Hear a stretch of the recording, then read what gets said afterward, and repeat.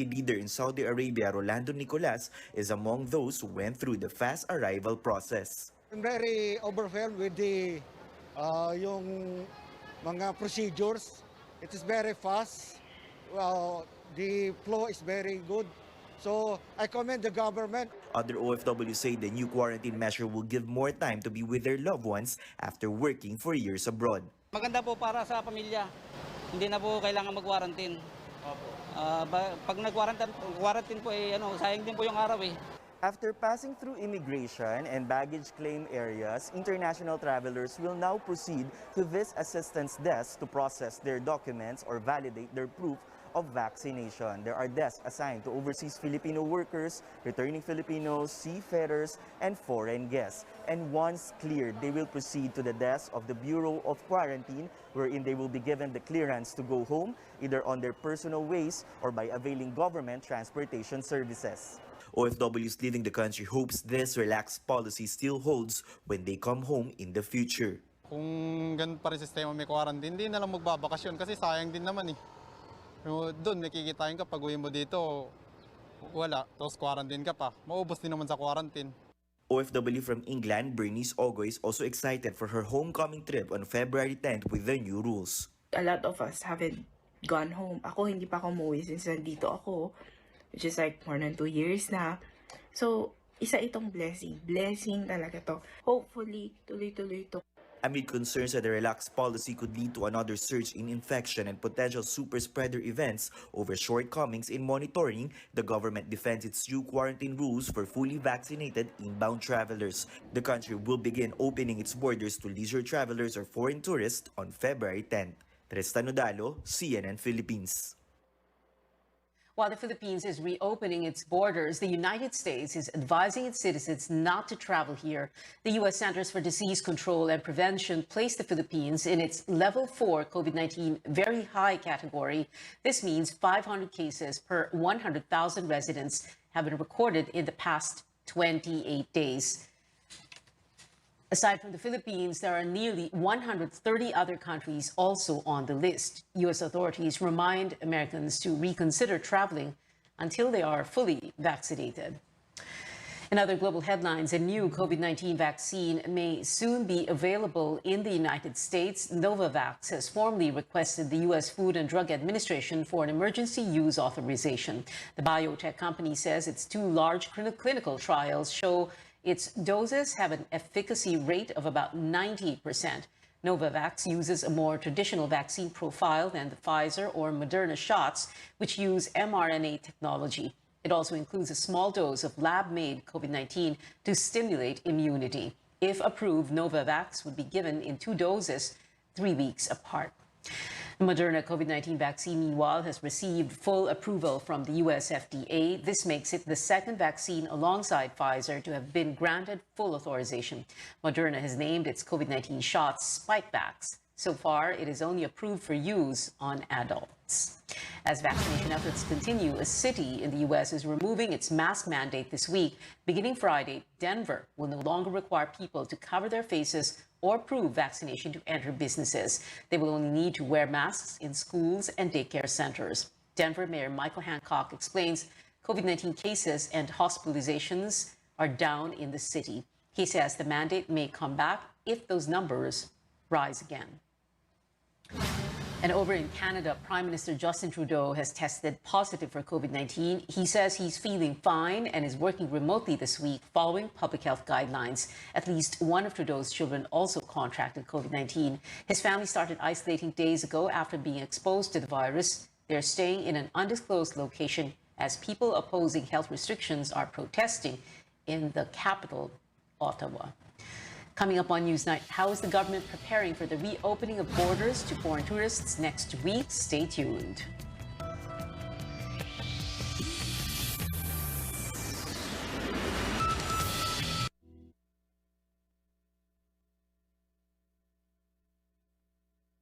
Haharapin na ang tanong at isyu ng bayan. Ilalahad ang kani-kanilang plataporma at programa para sa taong bayan.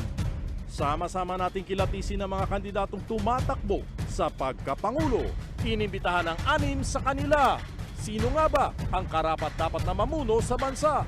Panatas sa Bayan, the KBP Presidential Candidates Forum, hatid sa inyo ng buong pwersa ng kapisanan ng mga broadcaster ng Pilipinas. Moderated by Karen Davila from ABS-CBN and Rico Hizon from CNN Philippines. At mga panelists na magtatanong at bubusisi sa ating mga kandidato mula sa iba-ibang broadcast at digital news networks. Bombo Elmar mula sa Bombo Radio Philippines. Robbie Alampay mula sa One News. Dan Andrew Cura mula sa Far East Broadcasting Company. At Ed Lingao mula sa TV5. Makakasama rin natin ang iba-ibang miyembro ng kapisanan ng mga broadcaster ng Pilipinas mula Luzon, Visayas at Mindanao. Panatas sa Bayan, the KBP Presidential Candidates Forum, ngayong February 4, alas 9 ng umaga. Mapapanood sa mahigit 300 estasyon ng radyo at telebisyon.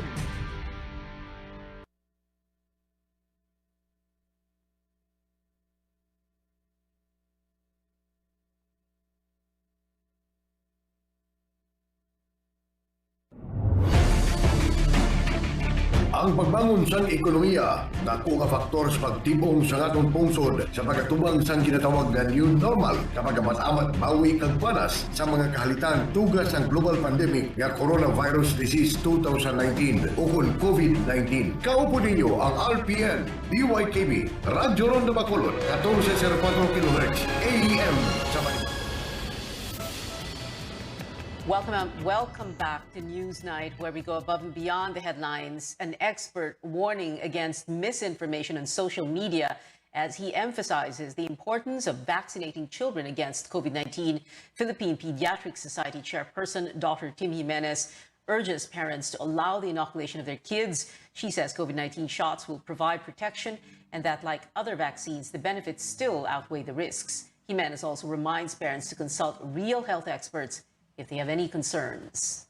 There is no such thing as natural resistance. No? All of us are susceptible po to catching the virus. No, that's number one. Pero children do better po than yung mga adults na tinatamaan po ng COVID. No? Usually kasi po yung mga adults ang may comorbid. So ang reason po bakit tayo ay nagbibigay ng bakuna sa mga bata kasi pwede din silang maapektuhan po, no? At isa pong layer of protection ang vaccination in general po against the virus. The government is set to begin the rollout of COVID-19 doses for children aged 5 through 11 this Friday. They will be receiving the Pfizer vaccine, the only brand authorized for emergency use on the age group. 6 sites will be used as vaccination centers here in Metro Manila. The inoculation of minors aged 12 to 17 began in November last year. Now, tourism accounted for nearly 13% of the economy in 2019, but that shrank to just over 5% during the COVID-19 pandemic. In a bid to revive the industry, the government is allowing fully vaccinated travelers to enter the country beginning Thursday next week. Caroline Bonkin tells us more. From a party island, tourists will experience a new phase of Boracay as a wellness and recreation destination. Island workers relying mainly on tourism are hopeful this would attract more visitors as Boracay reopens its doors to foreign travelers. Yun talaga yung inaantay namin. Boracay has been ready. Protocols and all the health requirements are being at place. Beginning February 10th, fully vaccinated foreign tourists will be allowed to enter the Philippines without undergoing quarantine as long as they test negative in an RT-PCR test within 48 hours before departure. This is welcome news for an industry that's been badly hit by the pandemic. As soon as the Philippines announced that magbubukas tayo, yung email daw nila punong-puno na raw ng mga inquiries na gusto nang pumunta dito. Officials are optimistic precautions like daily temperature checks, mandatory wearing of masks, vaccinations, and social distancing measures can curb the spread of the virus.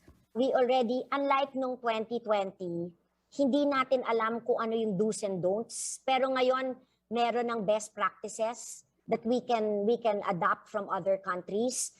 All tourism workers have been fully vaccinated except those in Siargao after Typhoon Odette halted vaccinations.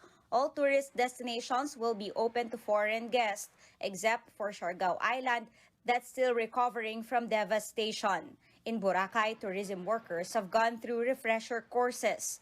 The island has a safe travel stamp from the World Travel and Tourism Council, which means it has adopted global health standardized protocols much needed this pandemic. Like yung sa mga skills enhancement ng mga tourism frontliners natin para at least pagdating ng bisita, at least kumbaga refresh sila and how to handle tourists in the new normal. Wala na kaming masyadong physical contacts with the guests. Tour guide will be required na lang during the activity upon their arrival at the hotel. Secretary Puyat assures workers' safety are a priority as the industry recovers from loss of 1 million jobs. Caroline Bongkin, CNN Philippines. The country was supposed to allow the entry of international tourists in December, but that was halted because of the Omicron surge. Beginning today, meantime, fully vaccinated Filipino tourists and returning residents may enter Boracay Island in Aklan even without a negative RT-PCR test result. Aklan Governor Florencio Miraflores believes the province is again ready to loosen restrictions with COVID cases steadily going down. Aklan is currently under alert level 3.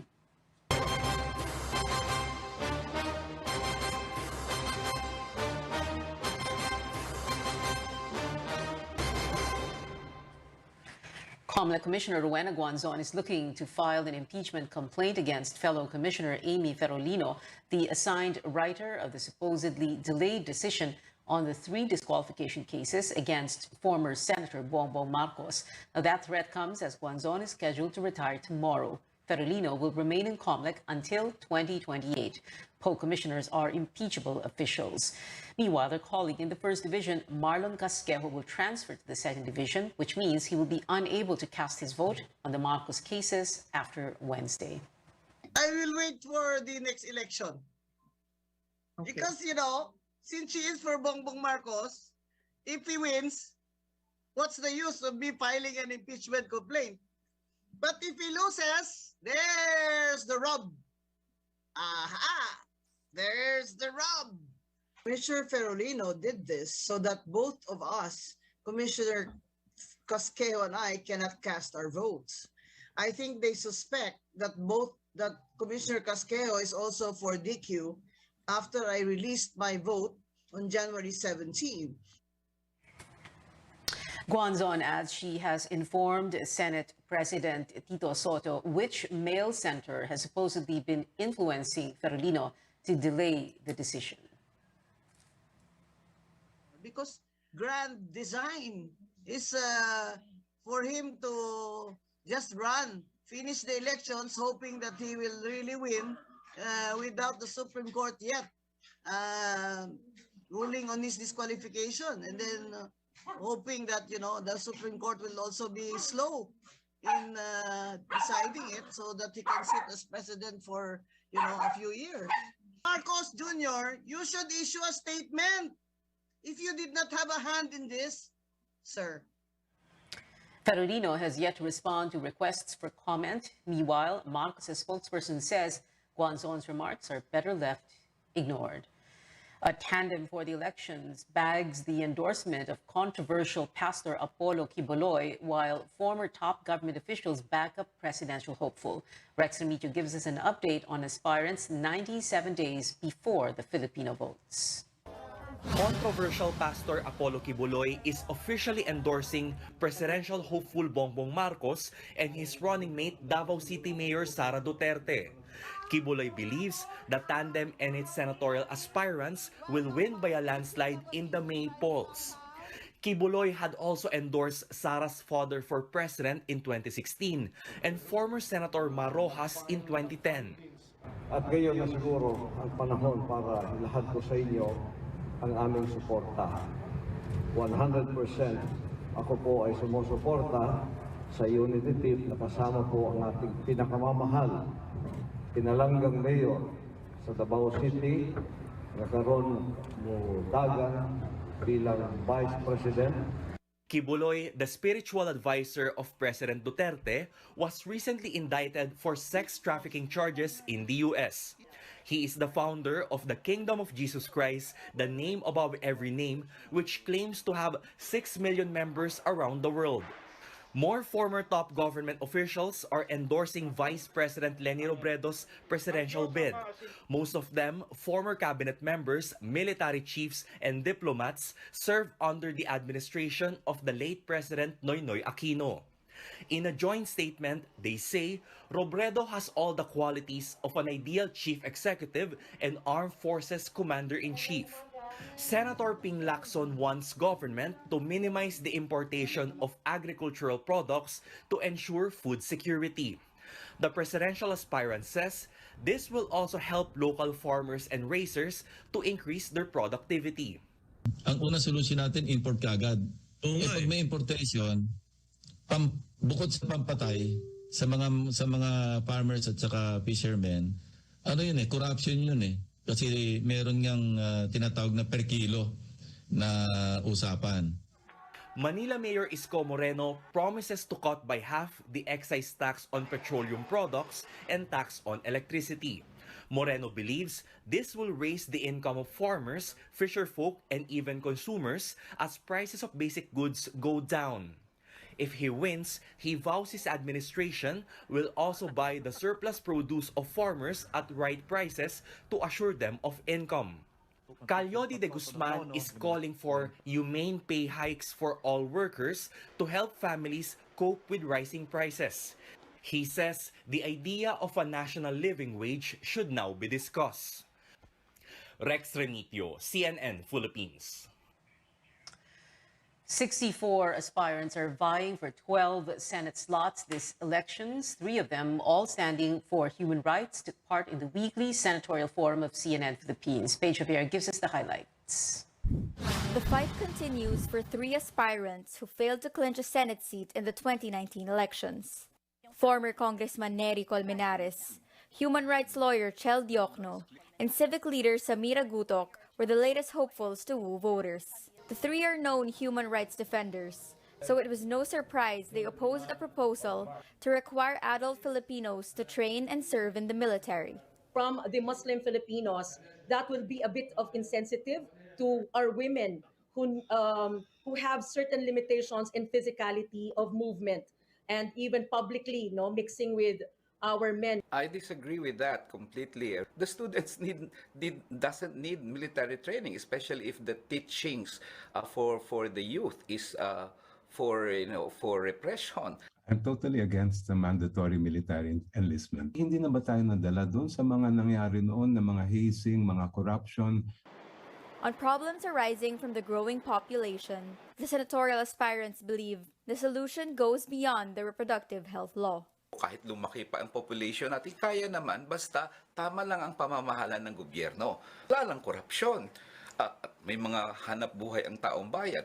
Aside from doing a lot of family planning, education, we also have to make sure that the present population, especially those of working age, are provided with enough jobs. Importante po that we as Filipino households ay alam natin how costing, how it relates to management. Reproductive health is one mechanism.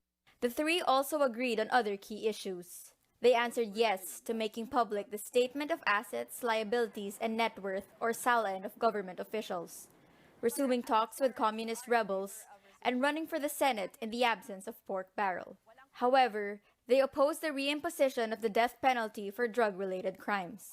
Napakataas po ng cost ng medical needs ng ating mamamayan. Kaya libreng gamot at libreng paggamot. May budget para dyan. Gusto ko sana mangyari ay magkaroon tayo ng libreng serbisyong legal sa bawat baryo. Gusto ko rin isulong yung isang pandemic management law. Kinakailangan po talaga ng sistematiko, science-based, research-based na responde sa crisis. And it's not just a National Disaster Risk Council, but a department.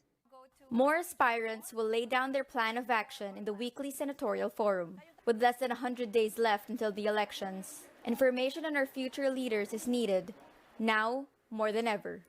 Paige Javier, CNN Philippines.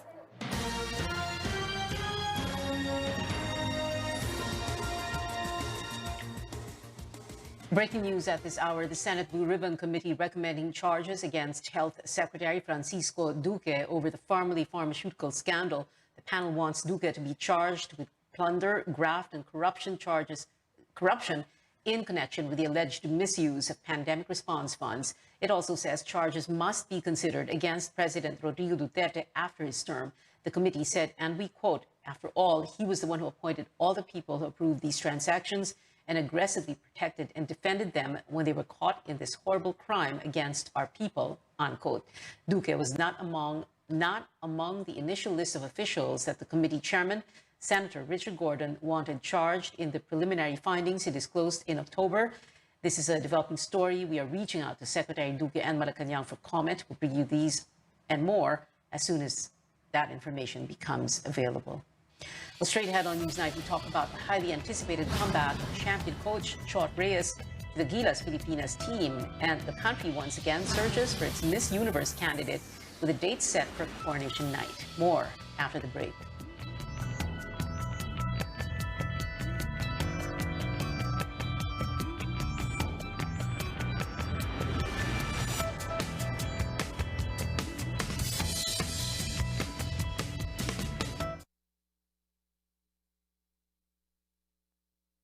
Haharapin na ang tanong at isyu ng bayan. Ilalahad ang kani-kanilang plataporma at programa para sa taong bayan. Sama-sama nating kilatisin ang mga kandidatong tumatakbo sa pagkapangulo. Inimbitahan ang 6 sa kanila. Sino nga ba ang karapat-dapat na mamuno sa bansa?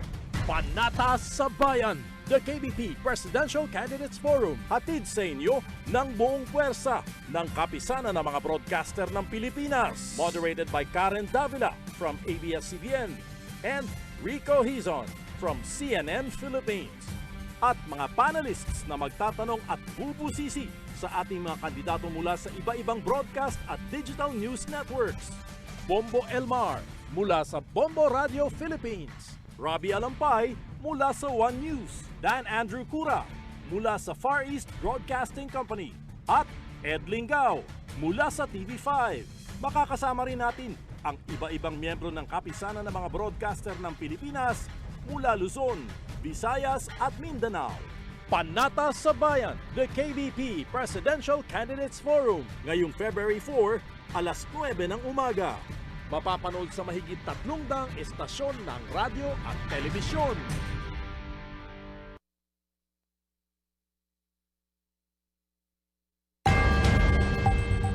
Let's get ready to rumble!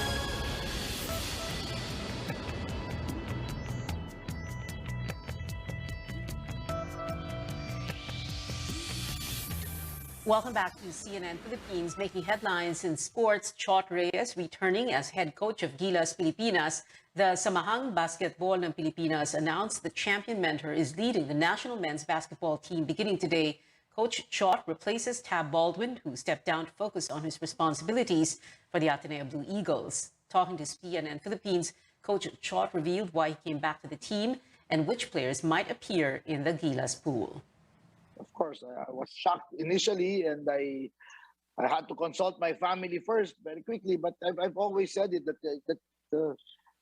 it's really, I cannot turn my back to the call to the national call. Right, we want to continue working on the younger players. The majority of the players that we had identified back in 2018, majority of whom are in Coach Tab's pool as of today. But I think the fact that they're no longer the original pool, because so many of them are in different places around the world already, we now have to make some adjustments. Coach Chot is known for steering Gilas to a historic silver medal win in the 2013 FIBA Asia Championship. This earned the Philippines its first World Cup ticket in 36 years. And from the court to the pageant stage, who will follow in Beatriz Luigi Gomez's footsteps to vie for the Miss Universe crown? We'll find out soon, with the coronation night set for April 30. Screening for Miss Universe Philippines begins this month. Like last year, there is no minimum height requirement for aspiring queens. The application period closes on the 15th. Speaking of queens, from her success in music and makeup, Rihanna is taking on a new challenge, becoming a mom. The 9-time Grammy winner is expecting her first child with rapper A$AP Rocky. People magazine reports the 33-year-old debuted her baby bump in New York City over the weekend. In March 2020, Rihanna told British Vogue that she saw herself having 3 or 4 children in the next 10 years. And back here at home, Filipino-Chinese communities marking the beginning of the Lunar New Year today, February 1st. But for the second straight year, they will have to let go of the usual festivities because of the COVID-19 pandemic. In Chinatown in Manila, the famous lion and dragon dances, firecrackers and fireworks displays, and other public activities are prohibited. But with or without those big events, we can still ring in the year of the water tiger with our loved ones and our favorite tikoy and red ampao for good luck. Gong Xi Fat Chai and Kung Hei Fat Choi. And that is it for now. Join me again on News.ph at 7 p.m. and Politics as usual at 8:30. I'm Pio Ontiveros for Newsnight, where we go above and beyond the headlines.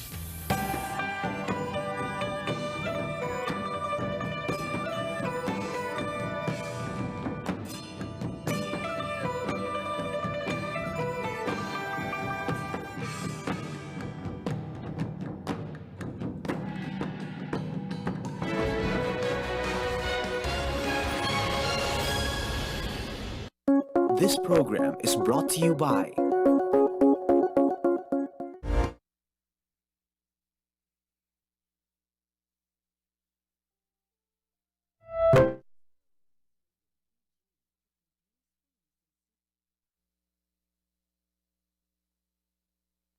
radio stations nationwide welcomes CNN Philippines, a first on radio, to bring you the latest news you can use, news you can trust. Listen to Newsnight, weekdays 6 p.m. We now go above and beyond the headlines, followed by Med Talk, Health Talk. We'll talk about how to keep ourselves healthy during the pandemic. Politics as usual. Our guests for tonight, 2 political science professors. Up close and more. Catch CNN Philippines Hour in all RPN AM radio stations. Weekdays, 6 to 7 p.m.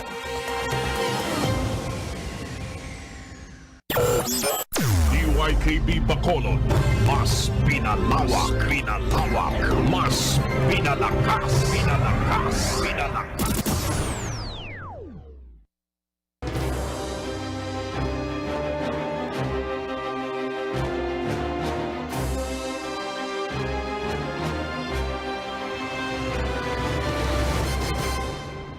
Presidential aspirant Leody de Guzman leads a commemoration for workers who died in a tragedy 40 years ago. 169 workers were buried under quick-drying cement on November 17, 1981, when the scaffolding collapsed during the construction of the Manila Film Center. De Guzman, a labor leader, called for justice for the victims and slammed the so-called golden age of infrastructure during the Marcos administration. De Guzman and his supporters also offered flowers with messages saying, quote, "Never again," in front of the theater. Let's now have an up-close conversation with Kal Leody himself. Good evening po, Kal Leody, and welcome to Newsnight. Magandang gabi, Pia, at saka sa iyong mga taga-panood. Oo. Kal Leody, babalikan po natin yung Manila Film Center dahil pag-uusapan naman po natin si Bongbong Marcos. Pero ito na po muna, no? Kayo po ba mismo yung nagko-compose ng mga tweets ninyo? Kayo po mismo yung nagtitweet? Or is someone doing that for you? In other words, someone thinks of what you tweet as... Mayroon akong team na nagdi-discussion para doon sa mga ilalabas na statement ko sa bawat issue o bawat araw. So, kaya pero, nagkakaroon kami ng diskusyon. Okay, pero yung ideas mismo, sa inyo galing or sa kanila? Sa akin din. Minsan sa kanila, nagdi-discussion kami. Nagpapalitan, sasabihin ko, okay yan. Okay. Sasabihin naman nila, okay din yan. Parang gano'n, mayroong kaming team na nag-uusap-usap sa mga statement kong ilalabas. Isa sa mga statements na nilabas po ninyo sa social media ay yung meron kayong parang challenge kay Sara Duterte na sige, tumakbo ka para, and we quote, yung pagkamuhi daw sa pamilya nila, lumabas daw kapag tumakbo si Sara and makikita daw sa elections. When you came out with that, Calyodi, ang tingin nyo ba tama yung statement nyo? Because if you look at the surveys, well, at the time, no, when she was still included doon sa presidential rankings, mataas ang survey ranking niya eh. So, paano po yun? How can you say na lalabas yung pagkamuhi or hindi siya mananalo sa eleksyon dahil galit ang tao sa kanyang pamilya? May ganun akong reading na yung mga tao sa pagdating ng eleksyon ay magdi-decide at ang kanilang decision ay magbabatay doon sa kanilang halos 6 years na panunungkulan ng kanyang ama na hindi naman talaga nangyari yung pangako ng kanyang ama dahil sa ang paraan ay pananakot at palpak talaga yung kanyang ginawa sa nakalipas na halos mag-6 na taon na. At ang tingin ko ay magdi-decide ang taong bayan pagdating ng eleksyon. Well, anong tingin po ninyo sa so-called BBM Bongbong Marcos, Sara Duterte tandem? Although nasa iba't ibang partido sila, they're supposed to be a tandem now. They're going to be supposedly running together. What do you think of that? Tingin ko isang natural na bagay yun. Talaga namang nagsasama-sama yung mga magkakapareho. Para nga bang yung lumang kasabihan na bird of the same feather flock together. Parehong dinastiya, parehong akusado sa pagnanakaw, pareho ding akusado sa pagpatay. Kaya natural sa tingin ko na magsama silang dalawa. Pag sinabi po ninyo pagpatay, you're referring of course to the war on drugs of President Duterte. If you were president, if you won in the election and you were president, what kind, no? Anong klaseng war on drugs ang gagawin nyo? Dahil let's be honest, talagang problema naman talaga yung droga sa atin eh. So we do need to do something about it. But how would you handle it? Hindi sa paraang pagpatay. Talagang lalabanan yung droga. Pero ang approach ay hindi dun sa pagpapatayin yung mga involved at saka yung mga biktima ng droga, kundi ituklasin ano ba yung root cause ng droga. Ako naniniwala na malaking bahagi ng dahilan niyan ay yung laganap na kahirapan ng ating mga mamayan. Kaya dapat yun ang i-address at itrato na ito'y isang health problem. At hindi ito mga parang police problem na sundalo at pulis ang ihaharap. Ganun ko i-approach ito. At tama naman na dapat harapin yan. Pero yun nga, sa akin, yung root cause ng problem ang dapat i-address. Okay, nabanggit po ninyo ang salitang health. So syempre, meron po tayong pandemya ngayon, this health crisis. How would you manage it differently? Siyempre, yung sa COVID, dapat iba rin. No? Hindi rin parang solusyong militar ang paraan. At hindi dapat ang mga nagpapatakbo niyan at nagmamanage sa mga general ng ating mga kasundaluhan o kapulisan. Kundi dapat mga expert ng medical ang siyang dapat namumuno at nagpapasya doon sa mga dapat gawin. Doon sa drugs ay dapat rehabilitation. Kinakailangan ay i-rehabilitate natin, iligtas natin yung mga biktima ng droga. At yung mga siyang nagpapakana, yung mga drug lord, dapat ay makulong ang lahat ng yan. Hindi dapat patakasin. Balik po tayo sa health crisis sa pandemya, Calyodi. Sino po yung pipiliin yung health secretary? Pwede yan si Leachon na siyang parang vocal ngayon na nagpapaliwanag ng mga scientific na approach tungkol doon sa paglaban sa COVID. Pwede siya na isang contender para sa posisyon na yun. Okay. Kanina lamang before we introduced you, Calyodi, napag-usapan po natin yung Manila Film Center. No? Of course, 1981, so that happened 40 years ago. In other words, there is an entire generation of Filipinos who don't even know that happened. No? So, ang tagal na ng panahon, 36 years since EDSA 86. So the question now is, you have Bongbong Marcos running, tapos ang daming nagsasabi, paano tayo nakarating sa puntong ito? Nagka-EDSA tayo noong 1986, although kayo po sa kaliwa, no? Medyo wala po kayo sa EDSA. But anyway, ibang issue yon. Pero ang daming nagsasabi, kasalanan daw ng taong bayan dahil we have short memories. Now, we don't remember. That's why yung never again, never forget, para bang wala sa atin yun, ano? Pero pag tumingin po kayo sa history ng after EDSA, yung post-Marcos years, 35 years po yun, 26 years of those 35 years, mga administrations ng mga presidente na who were allied against Marcos. So ano po yung naging problema natin, Calyodi, sa tingin ninyo? Ako tingin ko kung bakit nagkaganyan, ay yung mismong pangako ng EDSA ay hindi naman natupad. Walang nangyayari. Parang ipinagpatuloy lang yung mga pamamaraan, polisiya ng dating diktador na si Marcos. Yung inaasam ng mamayan na pagbabago ay hindi naman na-deliver nung pumalit ng mga nagpalit-palit na gobyerno after Marcos. Kaya yung mga tao ay hindi ito isa bilang kalimot, kundi parang wala rin naman pala, baka mas mabuti pa yung dati. Kaya nagkakaroon ng ganung pagbalik sa desperasyon ng mamamayan doon sa kapalpakan din nung ini-offer nung pumalit kay Marcos. Yung bang elite democracy ay natigil lamang sa ilang bilang ng pamilya sa ating bansa. Hindi tumagos yung demokrasya sa hanay ng mga manggagawa, ng ating mga maralita, ng mga driver, ng magsasaka, ng mga pangkaraniwang tao. Hindi nila maramdaman at ang masakit ay parang pagpapatuloy lamang ng mga karahasan, kahirapan, tuloy-tuloy na pangungutang, pagkabaon sa pagnanakaw, ay nagtuloy-tuloy lang naman yun eh. Nagtuloy-tuloy, oo. Pati yung mga political families.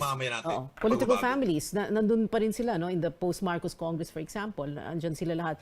But Calyodi, are you saying na you agree with political analysts when they say that this election could be a referendum on EDSA and not just the Duterte administration, because you have Marcos who has 40% of the vote in the latest survey, in the latest survey rankings, above 40%, di ba?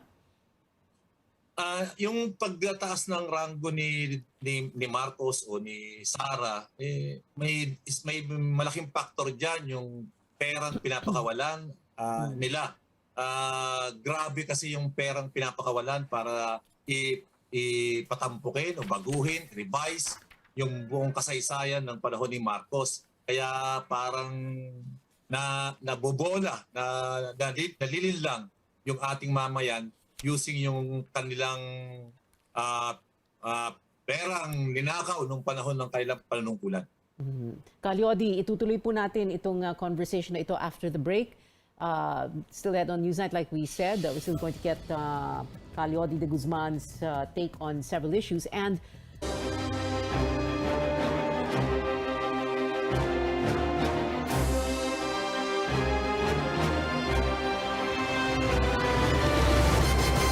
we still have with us for Up Close, presidential aspirant and labor leader Leody de Guzman. Leody, meron po kayong platform tungkol for women, and you also said that you would include women in your cabinet and LGBTQ. Is that enough to get the women's and the LGBTQ vote?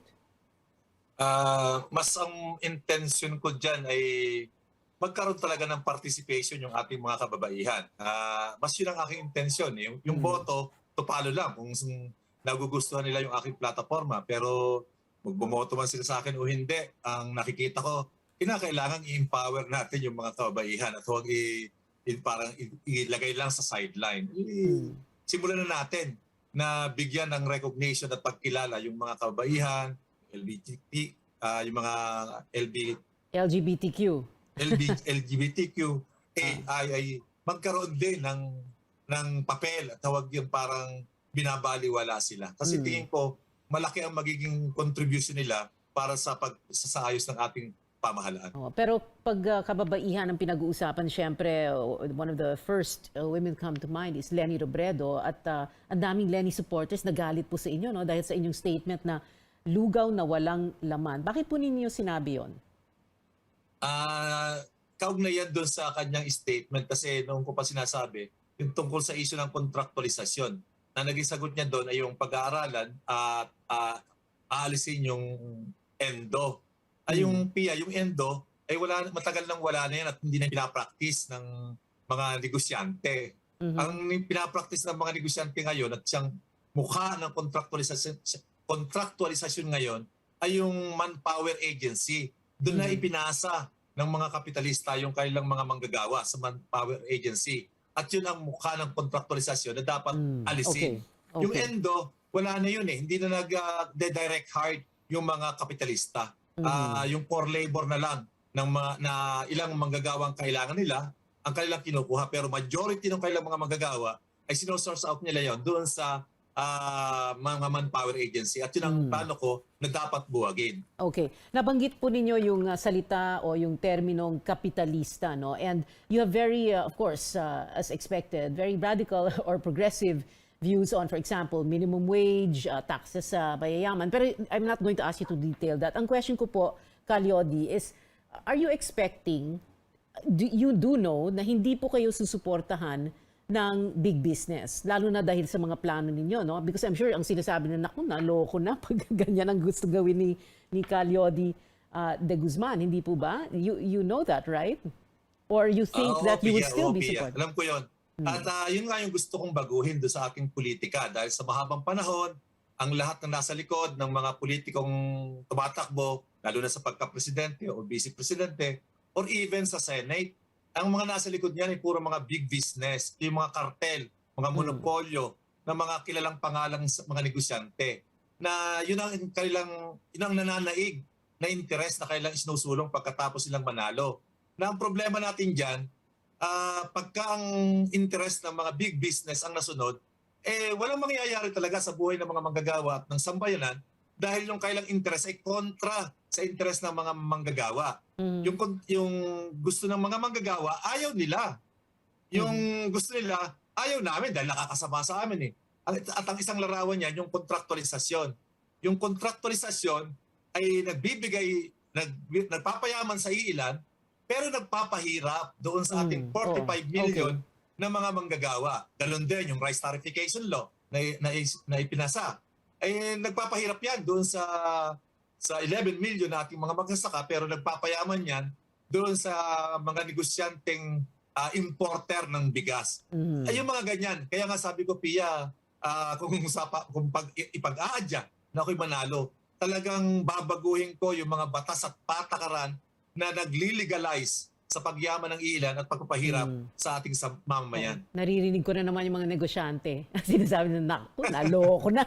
Okay, pero Calyodi, ito, ang mga yes or no questions na, and you know, syempre people are saying statement run kaya ito kay Calyodi. But anyway, yes or no lang po ang sagot, wala na pong explanation.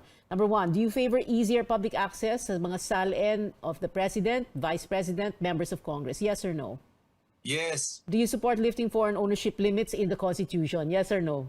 I can guess. Pakiulit, Pia. Do you support lifting foreign ownership limits in the Constitution? No. Yes. Oh, talaga? Lifting foreign ownership limits, ha? Do you favor reimposition of death penalty for drug-related crimes? Yes or no? No. Should a sitting president be allowed to run for VP in the next election? However, medyo na-overtake na po yun. Never mind kasi tatakbong senador si President Duterte. Our next question. Dapat hindi. Do you favor resuming peace talks with communist rebels? Yes or no? Yes. Yes. Okay. And then, should the country be more aggressive in protecting its maritime interests in the West Philippine Sea? Yes or no? Medyo magulo. Ay, sorry. Pakiulit. Should the country be more aggressive in protecting its maritime interests sa West Philippine Sea? Yes or no? Yes. Okay. Yes po ang sagot ni Calyodi de Guzman, ang ating guest ngayong gabi sa Up Close dito po sa Newsnight. Maraming salamat po sa inyo, Calyodi. Maraming Thank you very salamat, much. Pia. Maraming salamat.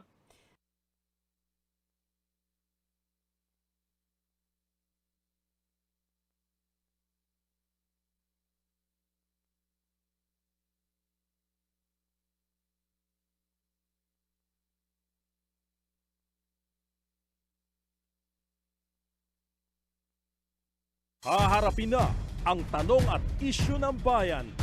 Ilalahad ang kani-kanilang